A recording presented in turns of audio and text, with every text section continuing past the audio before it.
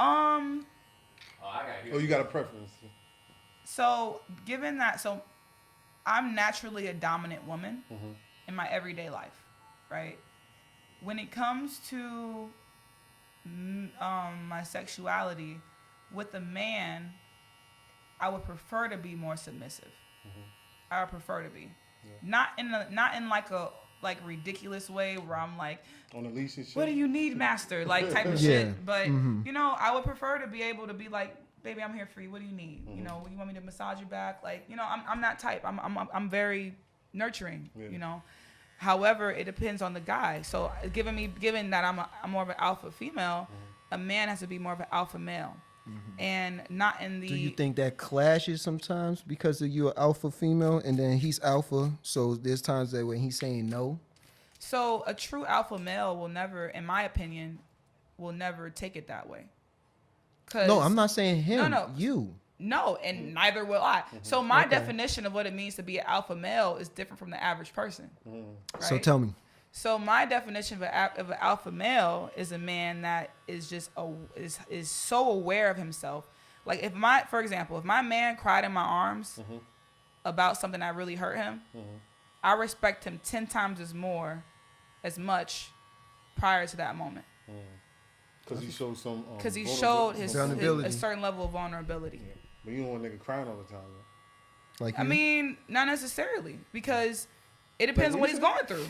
Like let's say for example, my man lost his mother recently. Yeah. You know what I'm saying? That shit hurts. I don't expect you to fucking bounce the fuck back up tomorrow off of that. Yeah. Emotions ain't weak pussy. So I hope. You know what I'm saying? No, emotions and No, I given ain't saying that. I definitely ain't saying that. and all that, again, everything plays a part. There's so many things that play a part. Being from up top, being from the East Coast, being from the Bronx, being Caribbean, right? You're Jamaican. Oh yeah, both of us. That nigga fake Jamaican. Yo, these niggas always be on the phone. What? No, nigga. Yeah. Not. I'm like, yo, hold on. Is crying. that? Are you speaking African right Stop now? it. Right, I'm What are you talking crying. about? His Patois. patois, It's patois. his patois isn't convincing. I'm crying. These niggas be lying. Why you be hating, All yo? these niggas He's try- a they hater. just Don't watch listen to Shot us way too many times. I'm crying. They try to recite the whole movie the whole time they on the phone. He wanted to Biggs. be so bad. Biggs, you're going too far, you know. Biggs. Crying. But there's a certain level of in Mexican culture you call it machismo, right?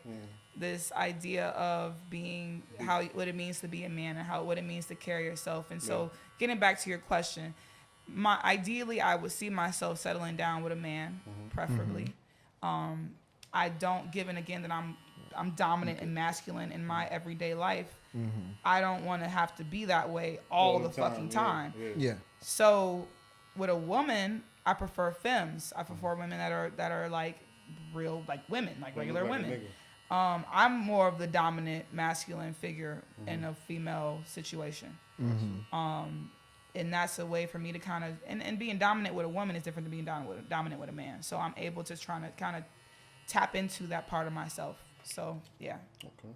So if you was with a man, you would allow him to bring home females? It's so funny you asked that. He was waiting for this. I see your face like, I knew this nigga was, this nigga's on a roll. Wow. At this point, he's asking questions for himself. Look, At this look. point, he just wants to know if he has a chance. Right. Look, we told you he's the wild card. It's okay. It's okay. I've done that before. I've only had 2 boyfriends in my whole life. Since I've been having sex since I was 15. But I've only had 2 boyfriends. I'm 25 now. I'll be 26 on Saturday, I'm sorry. And my last boyfriend, I understood that he told me he cheated on every girlfriend he ever been with. And I'm like, okay, well shit. Well, you don't have to cheat no more, nigga. Like, I mean, 1, you got me now, but 2, I'm pretty open-minded. I love women, and I haven't really been able to dive into that part of myself that much. So I have no problem allowing women into our situation. So I set up specific types of boundaries for us to abide by to where we could have women in the situation. He couldn't do that. There are some men that enjoy the thrill of cheating. They enjoy the thrill of sneaking around, doing, and that's just because it's an insecurity. It makes them feel like more of a man. It makes them feel whatever they get out of it. And so it didn't work. So I have no problem with a woman being in the picture. It just comes down to our communication and whether or not we're on the same page and if you know how to prioritize and create boundaries necessary for everything to be healthy. Got you. Yeah. That makes a lot of sense. All right. So backtracking a little bit. Mm-hmm. To the world, when you're an exotic dancer, you make a shitload of money.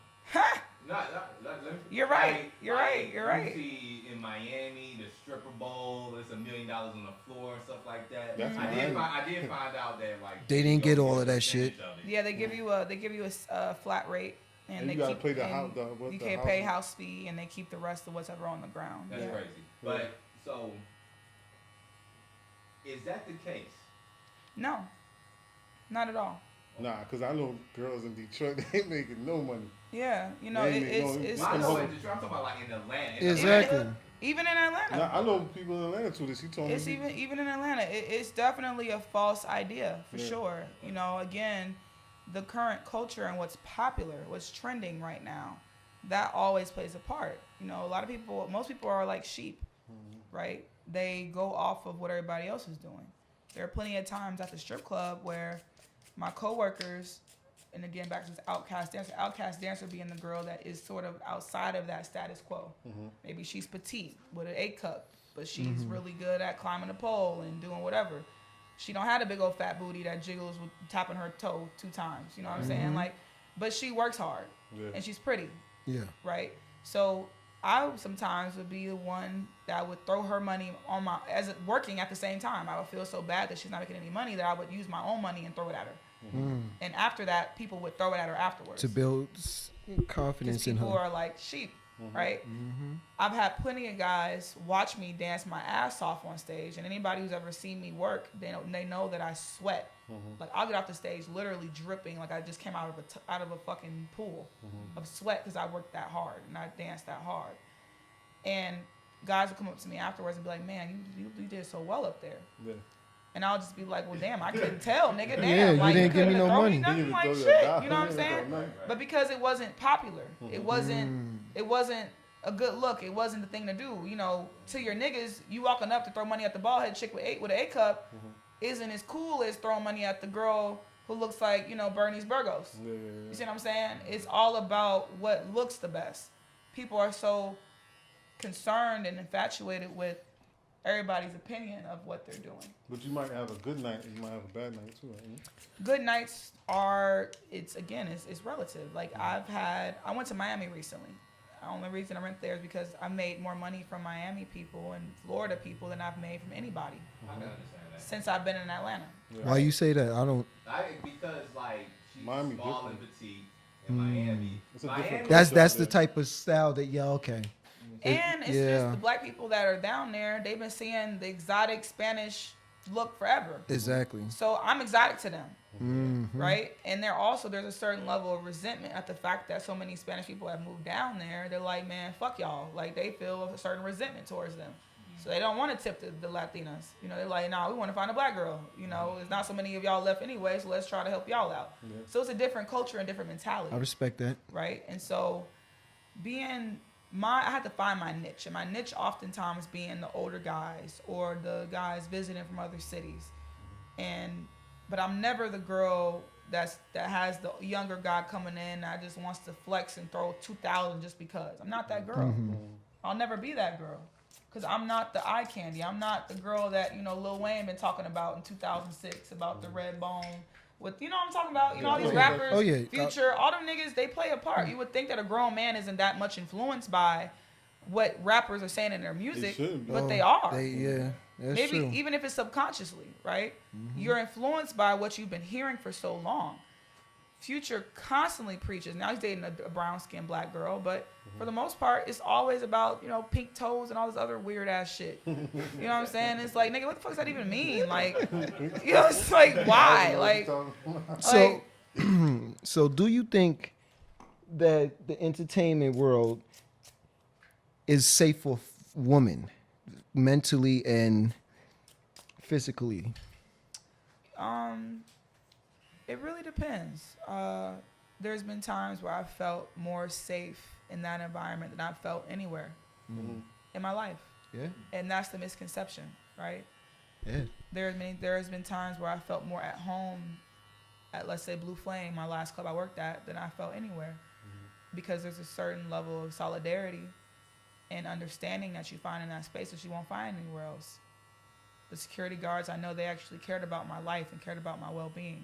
That's My good. coworkers actually cared about how I was feeling. There's, trust and support that I didn't find anywhere else. So I experienced my first sexual assault situation outside of the strip club. Wow. What happened if you wanted to get into?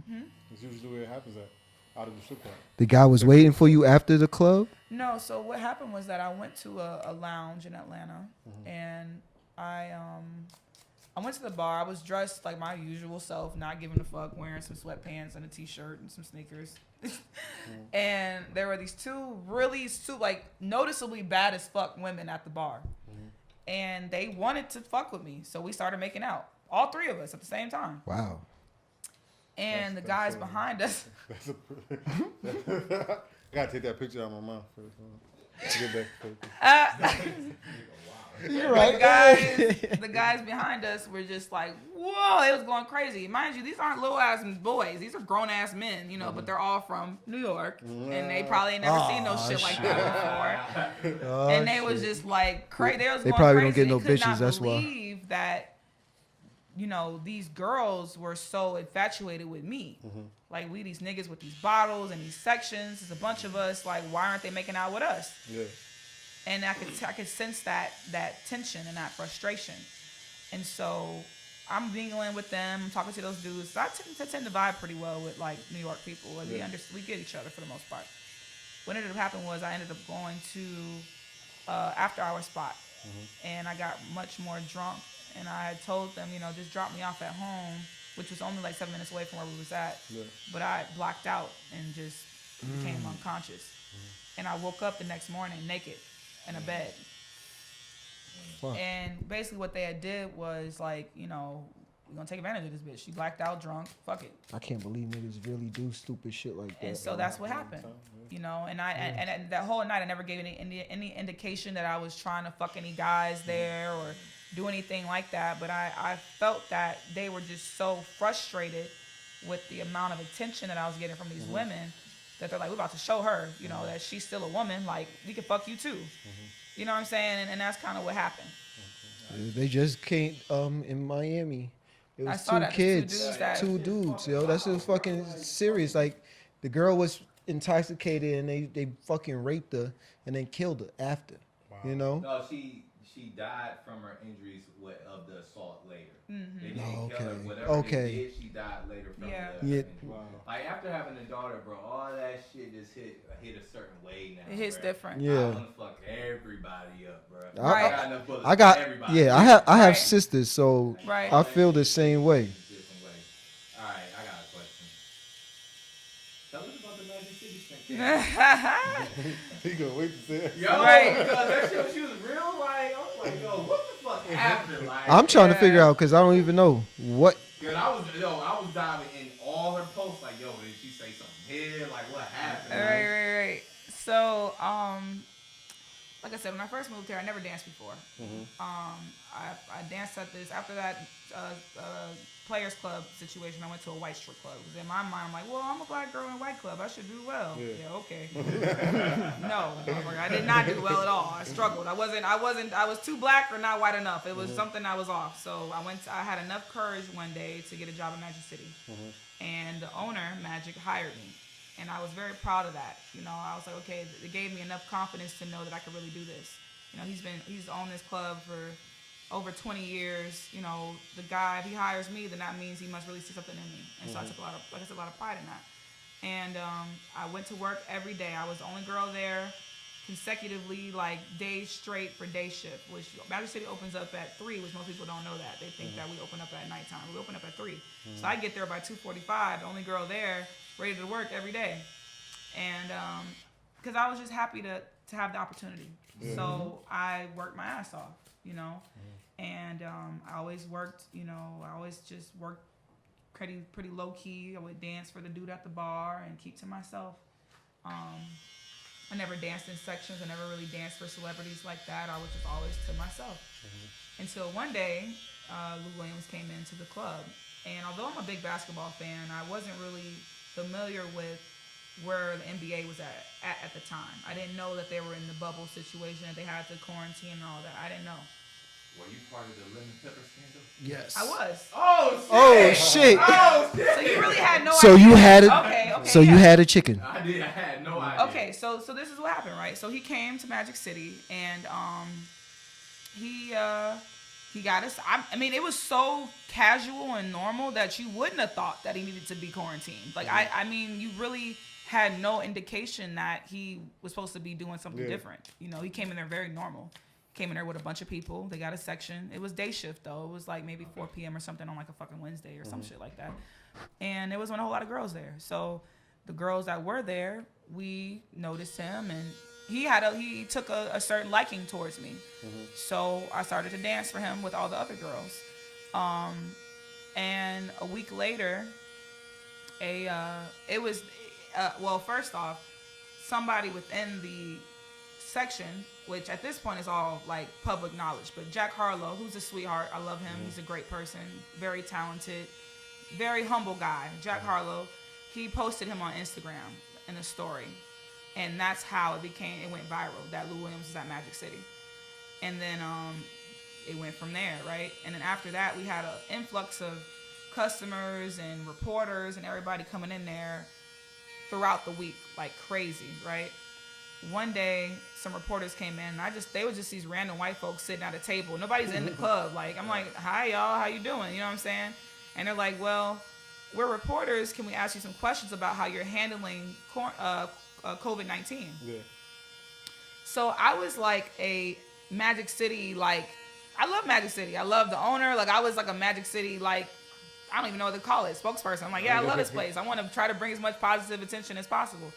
So I was like, I'm going to tell them, I'm going to talk to them because I feel like I'm the best person to do it. I'm pretty articulate. I feel like I'm not going to try to bring a negative light to the club. I'll do it better me than anybody else is how I thought about it, right?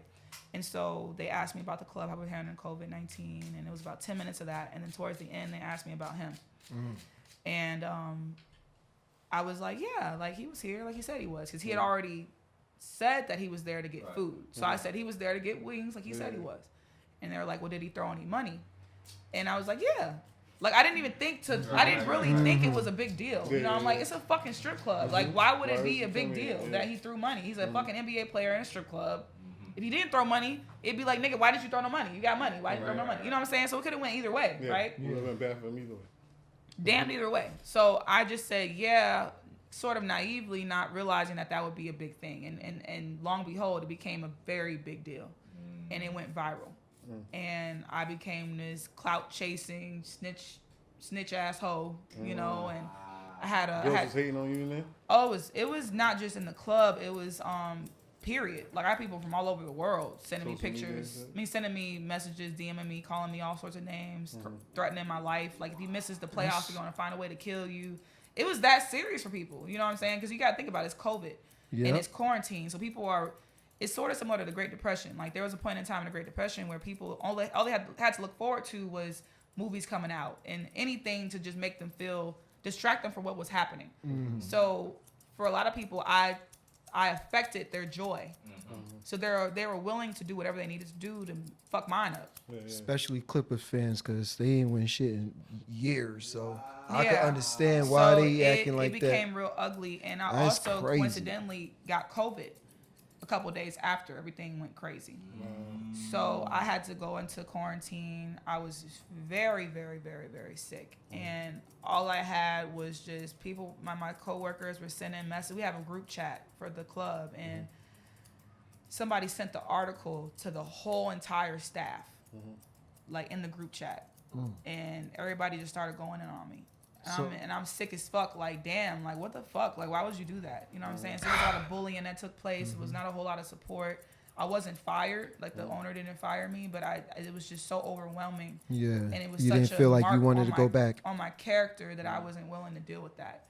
Because I knew I'm a really sweet person, but if a bitch try me, I'm gonna have to put hands on you. Like, and I didn't want to get to that point. Yeah, you look like you ready you know what I'm saying? I to didn't do want to that get too. to that point, so I decided to leave, and it was a really hard decision.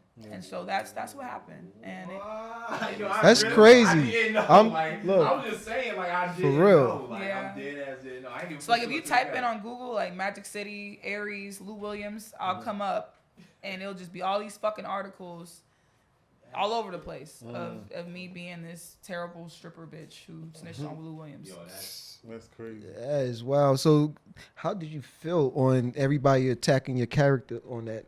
Like, was that one of your lowest points? It was definitely a low point.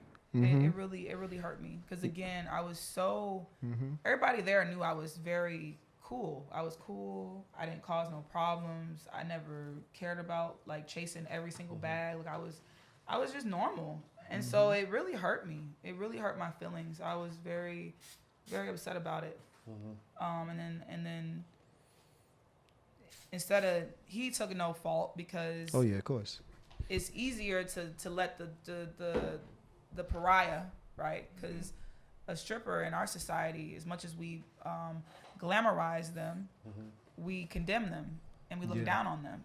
So I was the easiest way out to saying like, look, yeah, she's a snitch. Go with that. We'll just go with that story. And that's what happened, you know. That's crazy. That is crazy. I got caught up in your journal page. Like it's deep. Yeah. Like, oh yeah. It's deep. You got some shit on there. You got bars on there. You got some bars there. What started you writing? I've been writing since I was about 6 years old. Okay. So I've always written in journals. I've always been. It was my escape. It was an escapism. Did it help you through your depression? Yes, it was definitely a big part of me getting through my struggles with depression, loneliness. As a kid, you don't know it's depression. And as a kid, you just say, I'm sad, or, I feel alone. So it was more of that as a kid. And then as I got older, I started to realize, okay, no, you're really going through it. And my mother, she recognized it. So a lot of Christmases, some of my gifts were only just journals. And I was always happy with that. You know, it was more journals to write in. Poetry started like a couple years ago. I didn't really feel confident enough to be a poet because I always had this vision of poetry being like this super deep, like personified. Yeah, you know, the what is he doing? He's like all deep with it. The tweaking her left leg and like I'm not that type of your left eye. Right, some shit like that. You know, I'm not that kind of poet. You know, and so that really discouraged me from even trying to pursue it. And then eventually I was just like, fuck it, you know, because I started reading more like Maya Angelou and Langston Hughes. And those are poets that, if you look at a lot of their work, it isn't all that. Sometimes it's 4 bars, and that's enough for you to get an understanding of what they're trying to say. And I feel like that sometimes is much harder than a 10-page whatever the fuck, you know what I'm saying? Because you managed to be profound in such a short period of time, and that speaks volumes. So I became inspired by that, and that's what drove me. And if I did write something longer, if I had something within that poem that resonated with you that much, and I knew I did a good job. You need to keep on going. You're doing a great job. Yeah, you got a lot of deep shit on there. Got one more question. How are you? like I say that like dead ass, like how are you doing? Because after going, before you even like first messaged me commented like about my wife and my daughter, like I've been through your pages. Like once you said that I was interviewing you, I've been through your pages.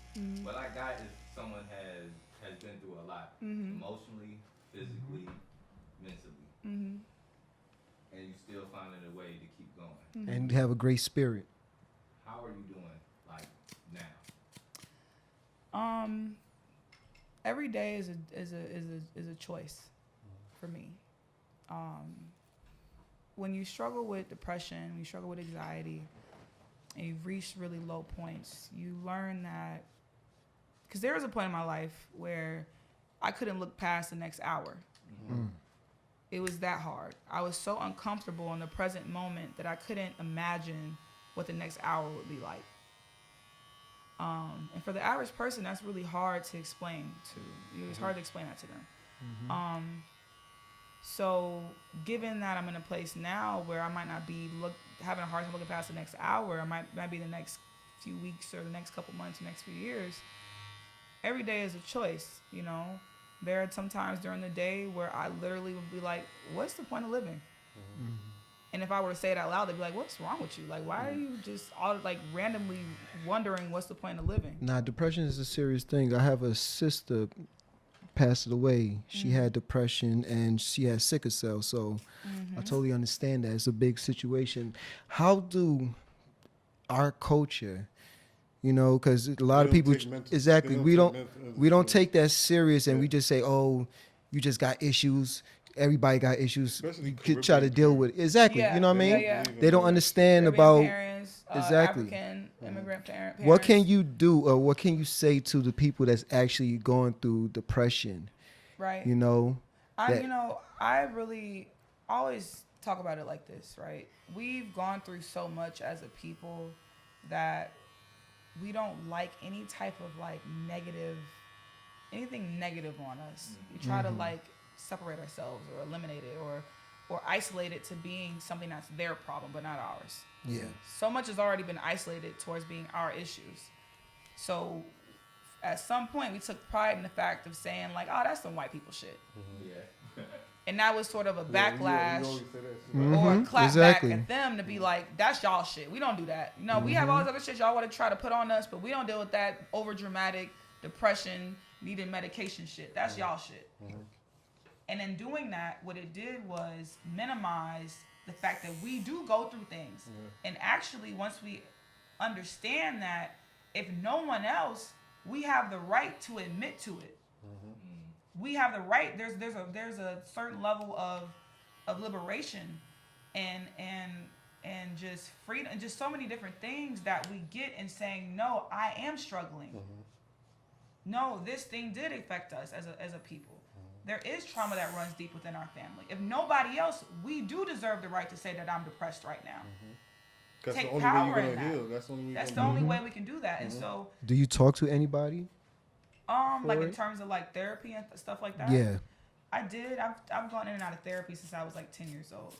So I've been in and out of like therapist chairs and things like that. But I have I really don't. I mean, at this point in my life, I do a lot of research. I find that that's one of the privileges of the internet and just having different resources out there. There's so much stuff out there.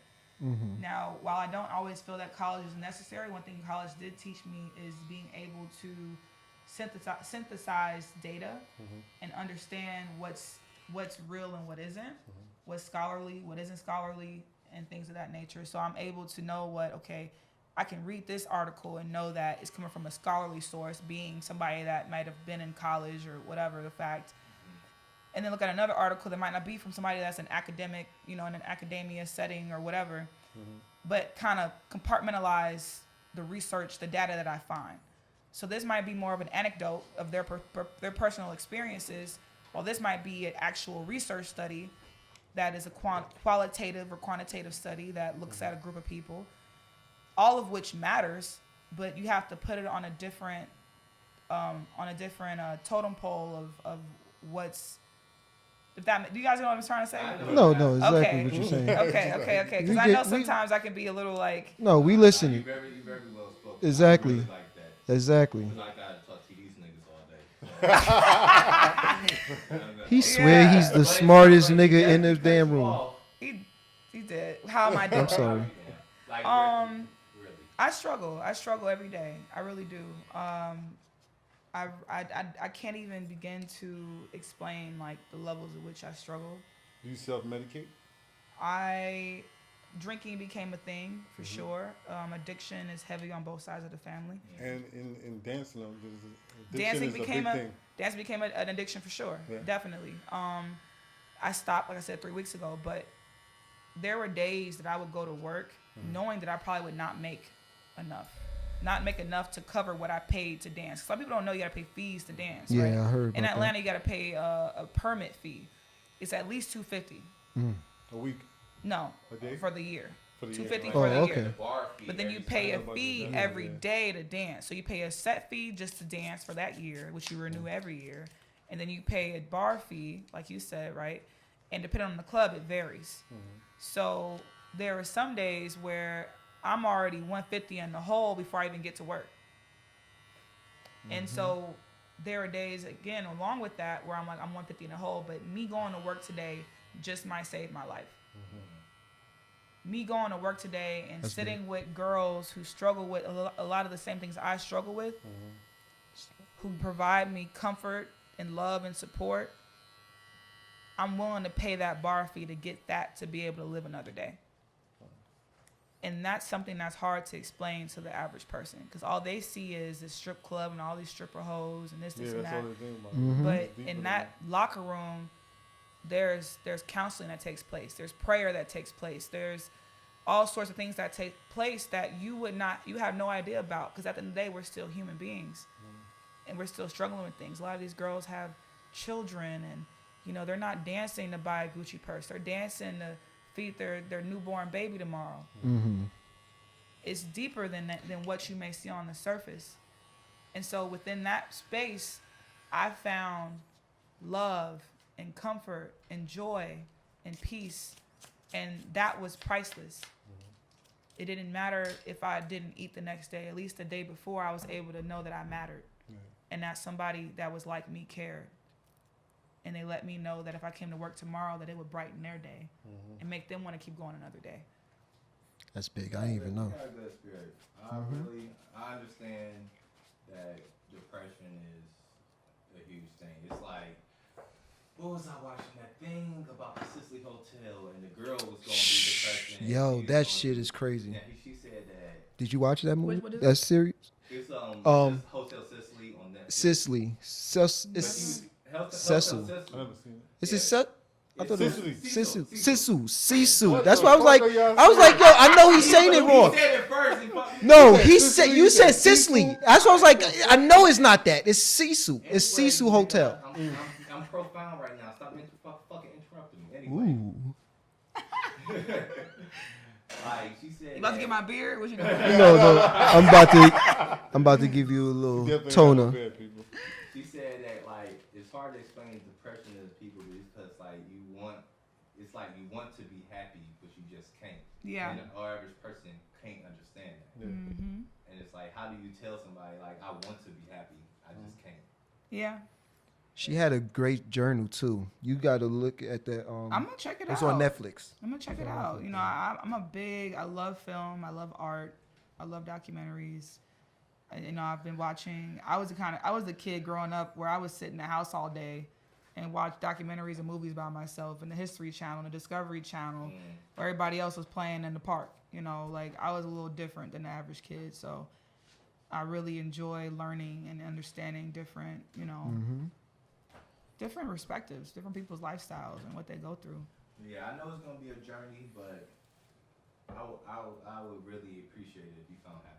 Oh yeah, all of us. I know it's gonna be a journey. It ain't gonna happen tomorrow. It might not happen next week. I know it's a journey.